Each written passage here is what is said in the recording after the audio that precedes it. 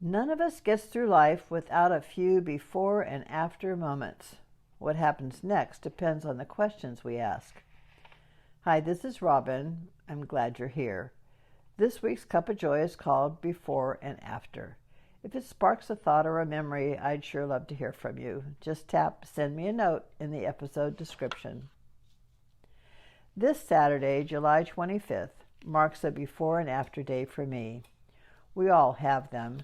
None of us gets through life without before and after moments. We don't spend much time thinking about our befores until something changes. If I asked you to think about your own defining moments, I suspect your list would come quickly. Perhaps your wedding day or the birth of your first child, retirement, a diagnosis, a divorce, the phone call that changed everything, maybe a move or financial hardship, the loss of someone you love. Each one divided into a before and after. We choose some of our defining moments. Some are joyful, they are anticipated and celebrated. We welcome those. And some break our hearts. They come without warning, unbidden, unforeseen, and unwelcome. No matter how they arrive, they are called defining moments because they have the power to reshape our priorities, our routines, and our very lives. These events not only change our circumstances, they change us. We may long for a before, but we are living in the after. I love the humor of the late Irma Bombeck and the title of her book, If Life is a Bowl of Cherries, What Am I Doing in the Pits? Well, how do we deal with the pits? How do we respond to the stuff we don't like and didn't ask for? I found myself thinking about defining moments as I sat down to write this week's Cup of Joy. When I look over my own life, I can see those dividing lines scattered across the years. I was 15 when my mother called to tell me my father had fallen in love with another woman. My life altered at age 21 when I held my first baby in my arms. I often joke that becoming a mother activated some preset mama gene in me. Suddenly, I carried an internal alarm system. I had never known it existed. My priorities shifted overnight. The world no longer revolved around me. I was a mother for life. Other befores and afters followed: career changes, divorce, becoming a grandmother, and losing Michael. That was the big one. July 25th, 13 years ago, I received the call any parent dreads, the call telling me he had been killed in an accident. One day he was here, the next day he wasn't.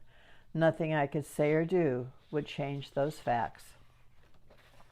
For much of my adult life, I've approached difficult experiences with the same questions. My sons will tell you they can almost predict what I'll ask them whenever life knocks them sideways. What's your takeaway? What did this come to teach you? How can you use this to grow? They've heard those questions for years, and they use them.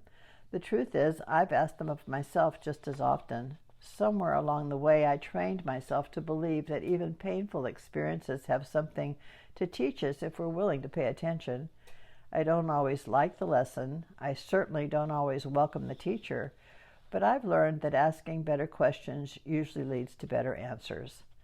The before and after moments simply provide the stage upon which the questions become important. Will we become bitter, or will we allow this experience to make us better? Will we close our hearts or leave them open? Will we circle in the cul-de-sac of why me, or ask ourselves, how can I find a blessing in this? That July morning, I wasn't ready for questions or answers. Those came later. There was only the next thing that needed doing. My older sons needed to know. My sister needed to know. Then I had to drive to my mother's house and wake her from a peaceful sleep to tell her that her precious grandson was gone. I remember realizing that although I couldn't change the biggest reality before me, I could still choose the next step. I could make the next phone call. I could put one foot in front of the other. I could listen to my heart. I could breathe. Sometimes that is all any of us can do. As the days unfolded, friends filled my home. Cards arrived, meals appeared, stories about Michael were shared around the kitchen table. Hummingbirds lingered outside the windows, and I began noticing countless expressions of kindness that reminded me I wasn't walking this road alone. I also noticed life had been preparing me, not for tragedy, because no one prepares for the death of a child, but for asking questions that lead toward healing instead of despair. My questions hadn't changed, they had only intensified. Because I had trained myself for so many years to look for the blessing in everything, my soul was screaming, "Find the blessing." I felt there had to be more, that if the universe dared to take such a precious gift from me, there had to be a blessing, no matter how horribly it was packaged. So I chose to let Michael's death, this heart-wrenching event in my life, become a testing ground for what I believed. To see what really works in the field, on the ground, bullets flying. How do I take one of life's most painful experiences and wrestle from it the gift of a blessing? How do I use this pain to grow? These became my questions. I was committed and determined to find the good in this unspeakable sorrow. I didn't know how, I didn't know where, but I did know I would only be satisfied with answers that helped me understand and grow.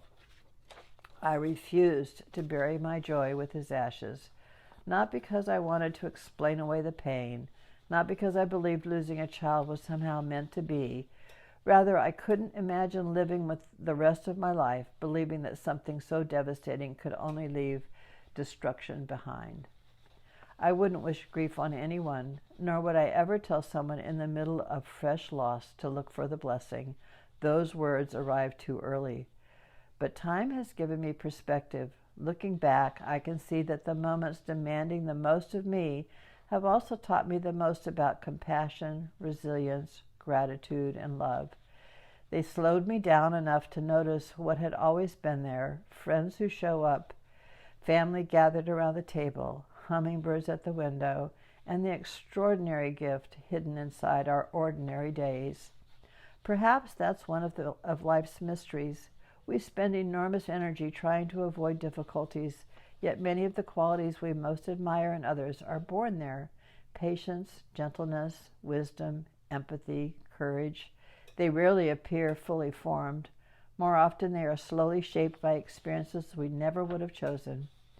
As I remember July 25th this week, I still wish it had never happened. If love alone could have changed that day, Michael would still be here.